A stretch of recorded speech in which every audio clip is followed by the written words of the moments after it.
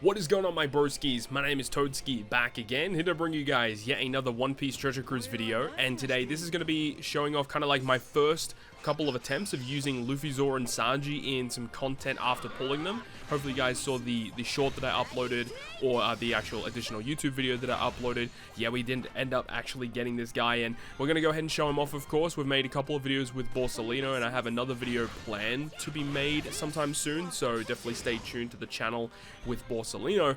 But I wanted to go ahead and use Luffy, and I've got a couple of different pieces of content that we're going to trial him out against today. The first one we are using him against is the latest PKA. I actually hadn't really done that much farming for the PKA. I think I'm only at a level like 110-ish. So just showing that, yeah, like this team can beat, you know, over level 100 in terms of the gimmicks. Definitely when you get a bit deeper on in terms of dealing with the enemy HP, that can definitely be a problem. But I think overall, that's like going to be one of the main issues with Luffy, Zoro, and Sanji, is dealing with like more modern content that has like a ton of gimmicks. I think that he's going to kind of struggle a little bit, mainly due to the fact that in order for him to get all of his abilities to activate, you do need like those Straw Hats or Worst Gens, or what is it here? Straw Hats, 4 Emperors, or Worst Generations. Those characters get like the massive buffs and stuff. And then if you have 5 or more of those tags, you get the ability of whenever you get an attack or an orb boost, you get a further 0.25 added to it. And then if you have the 3 or more Straw Hats on the crew, when a Straw Hat uses a special ability, it's going to allow you to basically get the double stacking attack and orb boost, which is cool. Like, I really do like that ability. The issue is that, you know, if you have to deal with a ton of gimmicks, you really are just relying on other characters to kind of carry you through it. And I think that's where Borsalino kind of carries a bit further, where you can have a captain that is like way insanely OP. It has utility in it. It still has the cooldown like this character does. But then you've got that other ability where you have these specials that target classes or colors, and they can work for your whole team. And I really think that that kind of ability will travel a little bit further than what Luffy, Zoro, and Sanji are doing. Now, saying all of that, I'm not saying that they're a bad unit, because this character has some of the most insane damage potential that we've seen out of a character. Absurd captain numbers, crazy good special ability, and the effect of being able to get the double stacking attack and orb boost. If you do plan that correctly and in line, you can get some really absurd damage. But as I said, it's just more talking about content where there's going to be a ton more gimmicks to deal with. I think that Luffy, Zoro, and Sanji may find it a little bit more challenging. Albeit, though, they do have a little bit of utility in their special ability, allowing you to remove 10 turns of despair and paralysis, which is definitely welcome that they have that.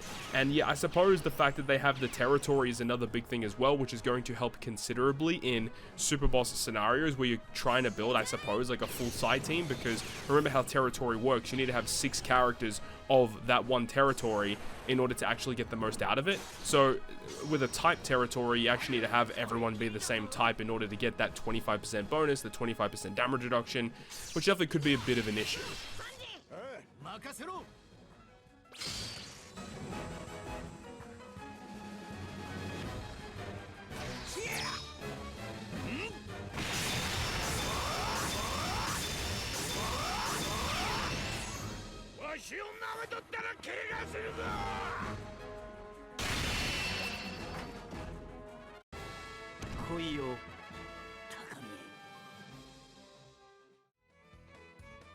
Moving on to our secondary clip here is going to be against the Arena Luffy. Arena Luffy has a lot of really annoying gimmicks as well, but one of the really interesting things that I wanted to trial out with this content was when you get to stage 4 against the mini-boss Zoro, you get inflicted with a debuff. Well, it's technically a buff, but in most cases it is considered a debuff, where they give you 1.1 times attack boost and a 1.1 times orb boost for an extended period of time. And usually that means that, you know, because you get given a really bad attack and orb boost, you kind of just have to deal with it. Either amplify those buffs, or try to remove those buffs, or, you know, apply other abilities that are not attack or orb boost that give you enough damage to kill the boss. However, remember with how Luffy, Zoro, and Sanji and how they're designed, is that if we have the 3 Straw Hat characters on the crew, when we launch a special ability from a Straw Hat that activates attack or orb boost, we are able to take the withstanding attack and or orb boost, we cut the multiplier in half, and then we get another, or the actual buff that is being altered becomes a stackable attack and all boost.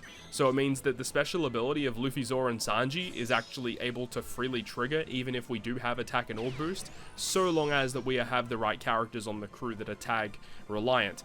And that's one of the things that I kind of wanted to mention as well, is when team building for this guy, I felt a massive issue in the fact that, yes, there's a ton of Straw Hats in the game.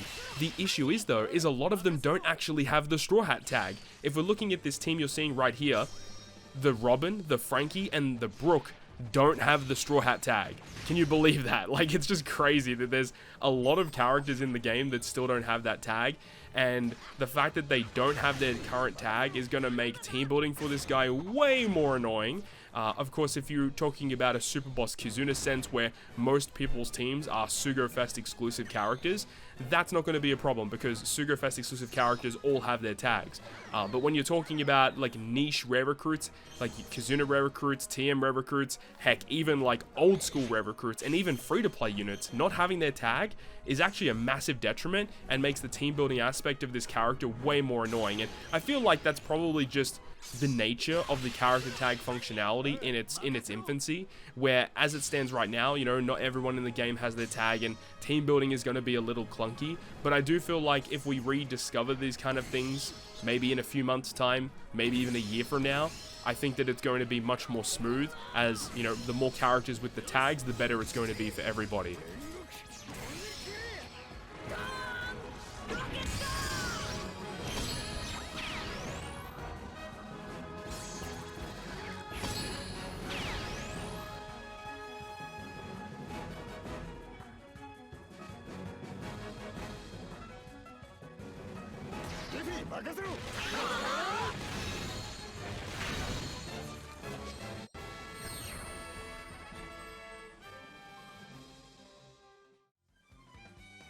And then finally, the last little clip here that we're going to have a look at is going to be against Clash Marco. Clash Marco was available today, so I decided, you know what, let's go ahead and run it. He is, I guess, considered the most difficult of the Dex clashes. And the thing about this one is kind of interesting is that there's like a ton of paralysis and there's despair, I think, on this content as well. And I just thought, you know, that's a really good place to use Luffy, Zoro, and Sanji, as, you know, they have a special ability that removes the paralysis and the despair duration, which is great. And then the other thing that I was kind of thinking about as well with this character is just upon initial impressions is that there's not a lot of good characters you can use with them to apply Super Tandem Boost.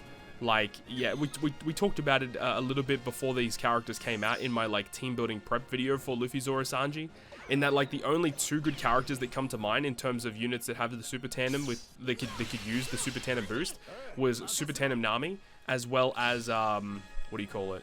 The Law and Kid, right? Those are the only two characters. And then, of course, there is the new Slasher Nami that just came out with the 11th anniversary. Yes, that character obviously makes perfect sense. The character is essentially designed to be used with Borsalino, with Luffy, Zoro, and Sanji. But hypothetically, in my situation, I don't have that character. So it does make team building, again, just that little bit extra difficult because there's not many characters that can actually abuse the Super Tandem ability, the Super Tandem Boost, should we say. And the thing is, as well, is that, you know, if you can't abuse Super Tandem Boost, then it's essentially a wasted potential ability on Luffy, Zoro, and Sanji. Again, furthering the fact that this character feels kind of built for a Super Boss Kizuna sense. Now, it's going to be interesting because I do want to make a separate video as well where we kind of discuss, you know, like, you know, in terms of like an update to the tier list, potentially just from part 1 of this anniversary celebration. And I honestly don't know where I would put this character. This is going to be a little bit of a hard one to kind of judge because I think as it stands right now, it's hard to judge these characters because not all content has actually phased through yet. Like, we haven't had a Super Boss Kizuna since this character has come out, so it's going to be interesting to see how it kind of tackles it, especially because it does count as both a Zoro and a Sanji. And, you know, having the overlap, obviously, with Zoro and Sanji, it's going to be interesting, right? It is going to be interesting. But overall, positive uses so far out of using Zoro and Sanji, Luffy, Zoro, and Sanji, that is. This character's been a lot of fun, does a ton of damage. That's the main thing that I've noticed. Tons and tons of damage. But utility and the team building aspect with the lack of tags are the issues that I've currently found thus far. Hopefully you've enjoyed the video though. If you guys did, make sure to go ahead and leave a like, and if you want to stay up to date with all the content I post, including more One Piece Treasure Cruise content, make sure to hit the subscribe button down below. On that, guys, I'll see you guys within the next video.